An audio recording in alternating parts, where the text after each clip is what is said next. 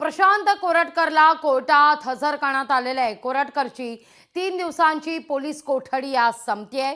त्याला काही वेळापूर्वीच पोलीस कोर्टात घेऊन गेलेत।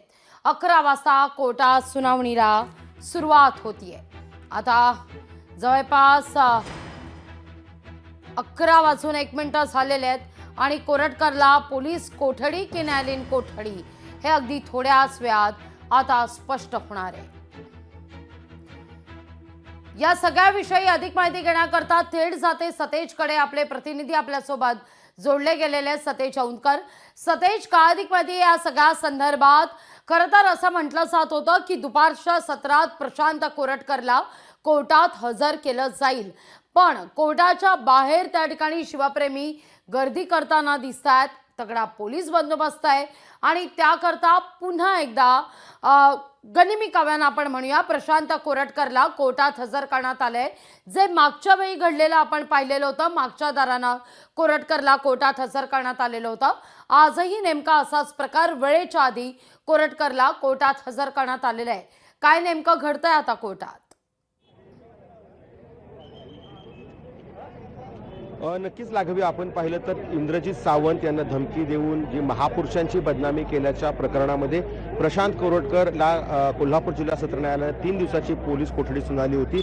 ती पोलीस कोठडी आहे ती आज संपलेली आहे आणि प्रशांत कोरटकरला खरं तर दुपारनंतर आहेत ते कोल्हापूर जिल्हा सत्र न्यायालयामध्ये हजर केलं जाणार होतं। मात्र पोलिसांनी गनिमी काव्यानं किंवा कायदा व सुव्यवस्थेचा प्रश्न निर्माण होऊ शकतो म्हणून खरं तर सकाळीच कोर्टामध्ये हजर केलेलं आहे। अगदी गोपनीय पद्धतीनं हजर केल्यानंतर त्याची कुणकुण जी आहे ती शिवप्रेमीने लागली आणि जे शिवप्रेमी आत कोर्टाच्या आवारात गेलेले होते त्यांना अक्षरशः पोलिसांनी फरफटत बाहेर आहे ते खरं तर या ठिकाणी आणलेलं आहे। पोलीस गाडीत बसवून त्यांना आता अज्ञातस्थळी आहे ते नेलेलं आहे। खरं तर आपण पाहिलं तर कोर्टाच्या बाहेर खूप मोठा पोलिसांचा बंदोबस्त आहे तो तैनात आहे।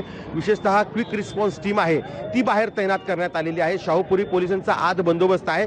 शिवाय स्थानिक गुन्हा अन्वेषण शाखेचं जे पथक आहे ते देखील आता या कोर्ट प्रिमायसेसमध्ये दाखल झालेलं आहे। सगळ्या कोर्ट प्रिमायसेसमध्ये जे अनोळखी व्यक्ती आहेत त्यांना संशयास्पद ज्या वागणाऱ्या व्यक्ती आहेत त्यांना आता बाहेर काढण्यात आलेलं आहे। एकूणच जर पाहिलं तर या सगळ्या कोर्ट परिसरात सध्या तणावपूर्ण शांतता असल्याचं आपल्याला पाहायला मिळतंय। मात्र प्रवेश करणारी प्रत्येक व्यक्ती आहे कोर्टामध्ये त्या प्रवेशद्वारामध्ये त्याचं ओळखपत्र तपासलं जाते, त्याचं काम कोर्टामध्ये नेमकं काय आहे हे तपासलं जाते। ज्यांचं काम नाहीये त्यांना परत पाठवलं जातंय।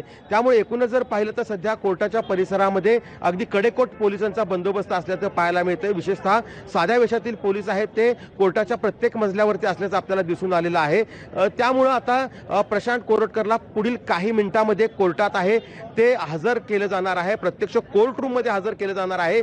त्यावेळेस पोलिसांच्याकडून असा युक्तिवाद केला जाऊ शकतो की प्रशांत कोरटकरचा आम्ही 3 दिवस तपास केलेला आहे, मात्र या तपासामध्ये फारसं सहकार्य प्रशांत कोरटकरनं दिलेलं नाही आहे। प्रशांत कोरटकरनं एवढंच सांगितलेलं आहे की मी इंद्रजित सावंत यांना फोन केलेला आहे आणि फोन करून त्यांना त्या संदर्भातलं वक्तव्य केलेलं आहे।